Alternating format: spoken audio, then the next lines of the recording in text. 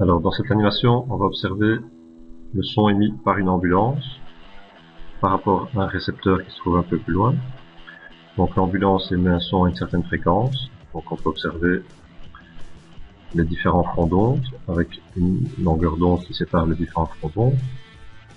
Longueur d'onde qu'on peut observer également sur le signal émis ici, donc une certaine longueur d'onde, une certaine amplitude. Pour l'instant le récepteur ne reçoit rien, donc voilà ici le signal perçu par le récepteur. Le front d'onde va arriver au récepteur.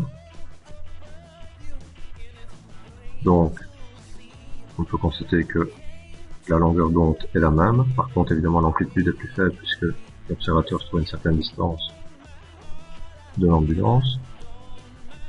On va maintenant observer ce qui se passe lorsque l'ambulance se déplace. Donc elle émet de nouveau le même signal à la même fréquence. On peut observer ça ici. Les fronts d'onde par contre sont beaucoup plus rapprochés, donc longueur d'onde plus faible, ce qui indique une fréquence plus élevée. Ce qu'on va pouvoir seulement observer ici au niveau du récepteur, donc longueur d'onde beaucoup plus faible que à l'émission, et donc une fréquence plus élevée, un son plus aigu.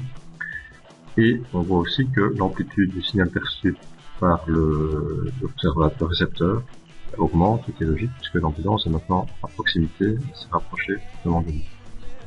Alors une fois que l'ambulance s'éloigne de lui, les fronts d'onde ici sont beaucoup plus éloignés, on peut l'observer ici également, ce qui indique évidemment une fréquence perçue plus faible, alors que le son émis lui est toujours à la même fréquence, toujours à la même amplitude. On peut observer aussi que l'amplitude diminue graduellement, ce qui est logique, puisque l'ambulance s'éloigne du récepteur.